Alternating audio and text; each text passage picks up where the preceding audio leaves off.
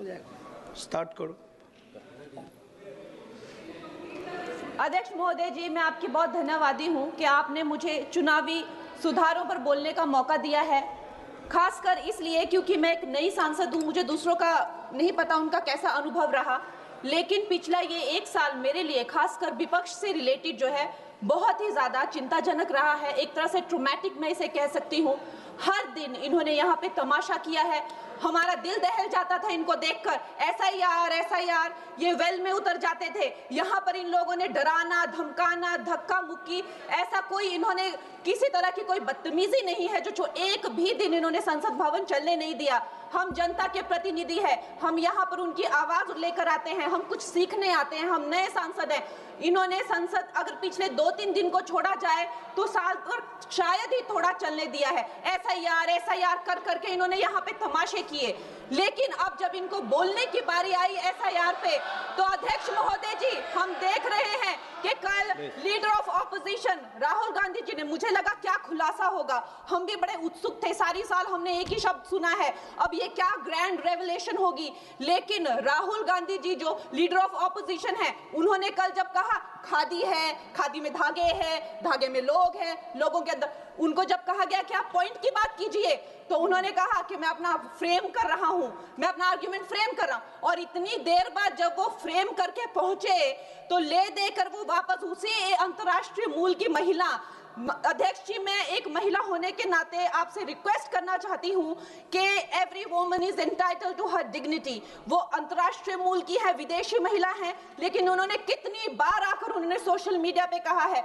कि मैं कभी भारत नहीं गई हूं, मेरा हरियाणा चुनाव से कुछ लेना देना नहीं है। लेकिन फिर भी ये लोगों ने बिना किसी ठोस सबूत के उनका यहाँ पे फोटो बना के उन्होंने उनको उछाला, यहाँ पे उनकी तस्वीर उछाली यहाँ पर और यहाँ पर प्लेक कार्ड यूज करना भी अलाउ नहीं है। इन्होंने फिर भी नियमों का उल्लंघन किया।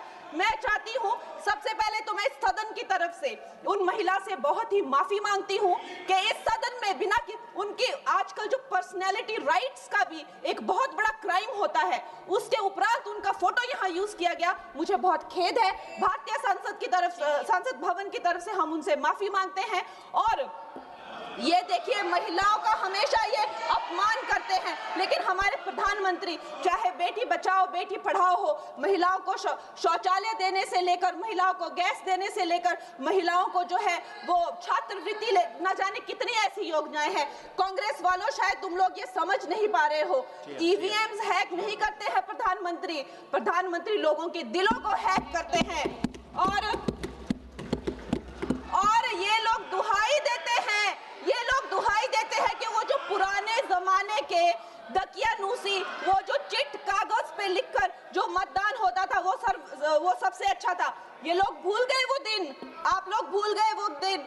इंदिरा गांधी वर्सेस राज नारायण का केस, उसको जो है इतिहास में The case that shook the nation के नाम से जाना जाता है। उस पर मैंने एक फिल्म भी बनाई हुई है। वोट चोरी और वोटों की धांधली के लिए एक प्रधानमंत्री पे एक साधारण से नेता ने केस किया था और उस धांधली में वो पकड़ी गई थी। हर उनका जो आरोप है उसमें सच सिद्ध किया गया था और रातों रात उनको कुर्सी छोड़ने के लिए कहा गया था और रातों रात जो है उनको ये आदेश दिया गया था कि आगे इतने सालों तक आप कभी जो है वो चुनाव लड़ नहीं सकते। ये धांधलियां इन्होंने करी हुई हैं और ये जो है उस टाइम के बैलेट बॉक्सों को उठाकर ले जाते थे ये लोग और आज कहते हैं कि इनको ईवीएम्स जो है वो हैक हो जाते हैं। अध्यक्ष महोदय जी मैं इनको याद दिलाना चाहती हूँ, प्रियंका गांधी जी कहती हैं कि छोड़ो पुरानी बातें, हम पुरानी बातें नहीं करेंगे, हम पुराने लोगों के बारे में नहीं बोलेंगे। तो मैं ये जानना चाहती हूँ कि आपकी जो माता जी हैं वो तो आपकी अध्यक्ष है और इस वक्त की वो अध्यक्ष है, उनकी जो है आप देखिए जब उनकी नागरिकता नहीं थी, जब उनके पास 1983 में नागरिकता आई, उसके कितने साल पहले से वो वोट देती आ रही हैं। तो ये जो इनका जो परिवार है, एंटाइटलमेंट से जो ग्रस्त ये इनका परिवार है, ये प्रियंका गांधी जी को भी याद रखना चाहिए। चाहे आपका भूतकाल हो, चाहे आपका वर्तमान हो, आप सब लोग, चाहे ईवीएम हो या चाहे कागज पे लिखा हो, जब आप लोगों के चरित्र में जो है किसी तरह की मर्यादा नहीं है, आप लोगों ने कभी भी इस देश का, यहाँ की कानून व्यवस्था का, संविधान का कभी आप लोगों ने सम्मान नहीं किया हुआ है। और अध्यक्ष महोदय जी, बिहार में जैसे ही एसआईआर आया, एसआईआर लागू हुआ, हमारी सरकार ने जो है कम से कम 60 लाख से ज्यादा अवैध, अब ये जो सारे अमाननीय वोट कार्ड है, ये सिर्फ घुसपैठियों के नहीं है। कुछ ऐसे लोग हैं जो माइग्रेट हो गए हैं, कुछ ऐसे भी लोग हैं जो इस दुनिया में है ही नहीं। 60 लाख से ज्यादा। और अगर वो लोग जेन्युइन थे तो उन्होंने, किसी ने तो रिक्वेस्ट करनी चाहिए थी कि भाई मेरा वोटर आईडी कैंसिल हुआ है। उसके उपरांत जो है 21 नए वोटर आईडी जो है उन्होंने दिए हैं। और इस तरह का एक माहौल बना बिहार में कि आज तक की सबसे ज्यादा वोटिंग जो है 67% वोटिंग हुई। नागरिकों में ये उत्साह जगा कि जो है इस तरह की जो क्लेंजिंग प्रोसेस है वो होना चाहिए। मैं एक देशभक्त होने के नाते अध्यक्ष महोदय जी, मैं ये प्रपोज करना चाहती हूँ कि हमारे देश में जो है हमेशा महीने 2 महीने बाद हमारे जो शीर्ष नेतृत्व हो गए, सारे अधिकारी हो गए, हमारे जितने भी रिसोर्सेज हैं, हम लोग उनको हर महीने 2 महीने में इलेक्शंस में जो है पुश कर देते हैं। इससे हमारे देश का बहुत ही भारी नुकसान होता है। और मैं ये चाहूंगी कि 1 नेशन 1 इलेक्शन, जो नरेंद्र मोदी प्रधानमंत्री जी जो कहते हैं कि एक वोटिंग जो है डेमोक्रेसी के उत्सव के रूप में, जैसे कि दिवाली होती है, होली होती है, उस रूप में मनाया जाए।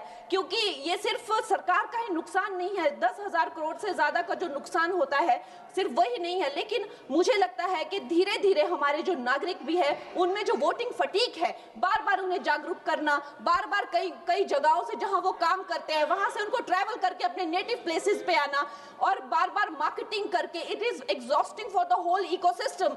तो मैं ये प्रपोज करना चाहती हूँ कि 1 नेशन 1 इलेक्शन को लाया जाए। और ये जो भी हमें जिस तरह की जो असुविधा होती है हर महीने 2 महीने में इलेक्शंस की, उससे जो है हम बच सकते हैं। जय हिंद। धन्यवाद जी। माननीय सदस्य मियां अल्ताफ अहमद जी।